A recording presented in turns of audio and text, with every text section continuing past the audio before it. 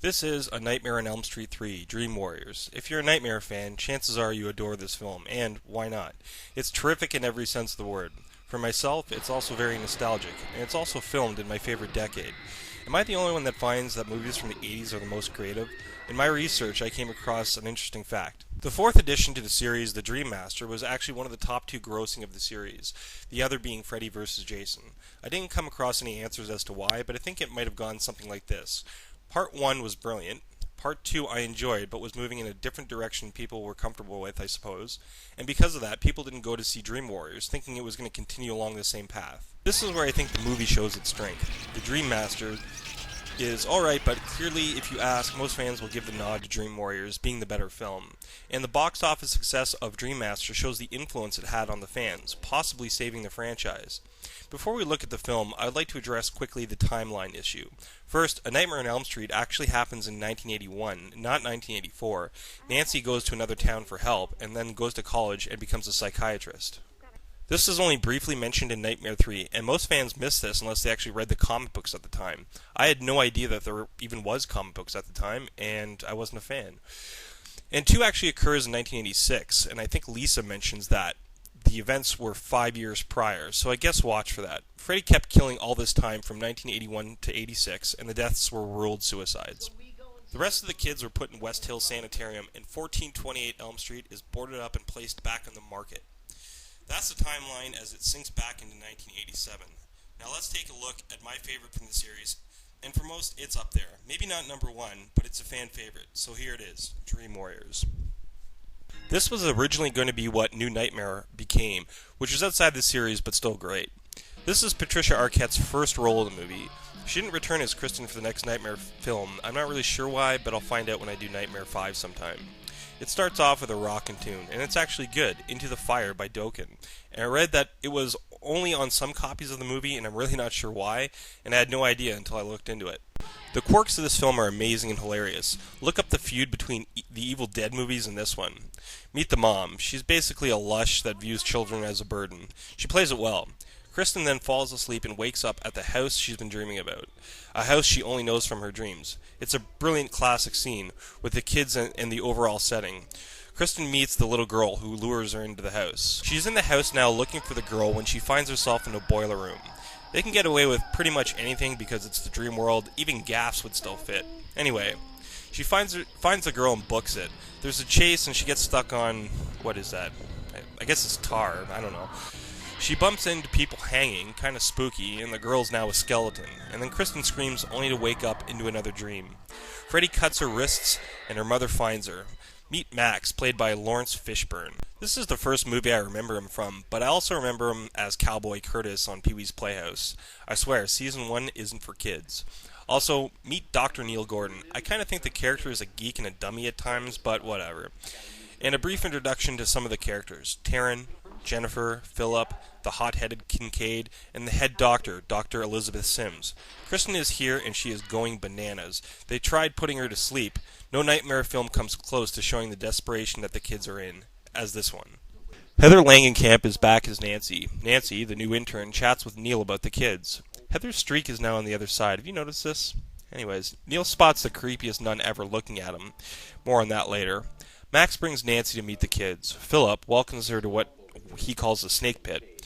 You know, Fishburne is awesome in just about everything he does. Meet Joey. He doesn't talk, but he's got the major hots for this nurse, and so do I. The mom basically just kind of avoids the whole situation and signs Kristen over to the hospital. Nancy sees Kristen's model of her old house, and she's obviously thinking of Freddy. Kristen falls asleep and is back in the dream world again. She is lured back into the house, and, oh boy, the pigs. And, by the way, where did the apple go from the mouth of the pig when it grunted at her? But again, why pigs? And if you're wondering why I'm stressing this, please check out my review on the 2010 remake of this film. Or actually the original. Kristen enters a room, and Freddy is a snake, and busts up the floors and the walls in one of the most creative Freddy encounters in the series. He swallows her legs, busting through the floor, and yeah, we're all thinking the same thing. He looks a bit phallic. Anyway, she pulls Nancy into her dream, and this is a big turning point, and the start of something that will stop Freddy. We meet the rest of the kids at the first group session. Will, paralyzed from a fall or jump. I'm not really sure if it was an attempt at suicide or if it was a nightmare, but I'm inclined to think it was an attempt. And Joey we met, but we learn about him not speaking here. One thing I don't get, if they are the last of the Elm Street kids, how have none of them met?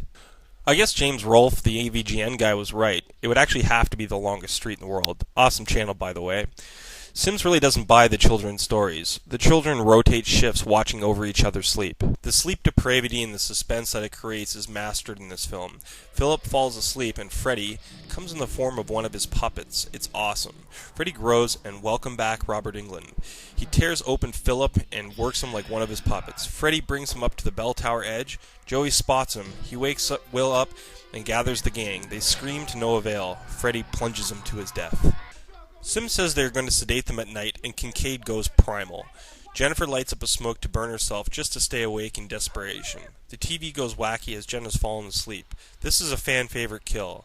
Adjusting the TV, Freddy comes out and says, "Just awesome. What a kill. Welcome to prime time, bitch," was actually two different lines cut into one. "This is it, Jennifer. Your big break in TV." And England's improv, "Welcome to prime time, bitch." Man, he's the master. On a side note, Robert Englund actually wrote a treatment for this film, but it was never used. Neil and Nancy seem to get pretty chummy, and I'm glad they never get into a relationship in this film, because it makes it a little bit more badass. Nancy tells Neil about Freddy after another dinner date. He is desperate to help the kids and calls an unofficial group. Nancy tells the kids that she knows who is trying to kill them and why. She also identifies Kristen as being the key because of her power to pull people into her dreams. They all begin a group hypnosis. The idea is to link up through Kristen and learn about their special dream powers. That's awesome. It's like superheroes versus Freddy. They don't even know that they're in the dream world until the pendulum balls float away. They all showcase their dream powers, and this movie just keeps adding more to the story. It's a lot of fun. Joey sneaks off after the nurse, but it's actually Freddy.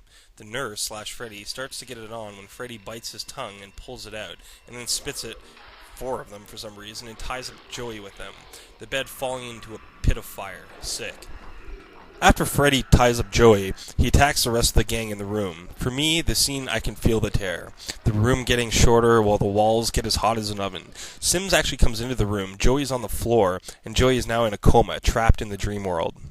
Because of this, Nancy and Neil lose their positions. Neil meets with Freddy's mom, unknown at that point until you hear a little bit more about his past, and she tells him that they need to bury his bones and throw some holy water on it. Are they fighting Dracula? Welcome back John Saxon, playing Nancy's father, the cop. They needed his help to find Freddy's bones and destroy him. Neil calls the hospital and finds out that Kristen's been sedated. Neil goes in and plays tough guy and gets some help from Nancy's father. Nancy took off to the hospital to go help the kids. Neil grabs a cross and some holy water because it's a movie and apparently that's what kills Freddy, I guess. They're on their way to the junkyard where the bones are. Max won't let Nancy anywhere near Kristen, but lets her see the other kids. Nancy organizes the last group to help Kristen and Joey. They meet Kristen in the Dreamland quiet room, and Freddy starts tearing shit up. In the confusion, the kids now find themselves alone.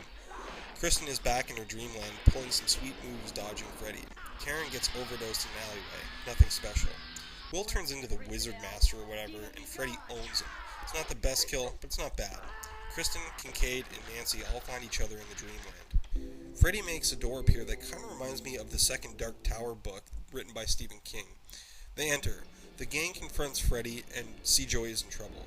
The scene where the junkyard cars go bonkers, that's awesome. Freddy's bones come alive to fight them. But why does he have his glove? In number 2, Jesse had it, and Nancy's mother actually took it from him the night they burned him. Nancy's dad dies, and that's the end of a great character. They end up in trouble in some hallway of mirrors, and Joey gets his voice back, which goes sonic, and they actually think that they killed Freddy. Freddy actually tricks Nancy, and she gets stabbed. Nancy gets him back with the glove. The doc throws some holy water on Freddy, and that pretty much does it. Nancy dies in Kristen's arms, and yet another end to a great, iconic horror character. The movie ends with a mysterious light going on in a paper mache house that Kristen made, and that's the Dream Warriors. And I just thought we'd check this out. This is 1428 Elm Street as it is in real life, owned by a private couple somewhere in Hollywood. Here it is, done up just a little bit, but they're not shooting. And here it is, done up completely, a shot from the original Nightmare movie. I just thought I'd share that. Pretty neat, huh? This movie, in my opinion, saves the series. Sure, 5 and 6 are often regarded as weak, but I like them anyway for other reasons. The nostalgia factor in this film is huge for me, as it's one of the first horror movies I remember along with The Howling and Child's Play. It's terrific in every way. I love how there's not a ton of Freddy, just the right amount, and his presence is always felt. It's a personal favorite, and I rate it an 8.5 out of 10. This was HMRG and Sidekick. Thanks for watching, sub for new updates, and take care.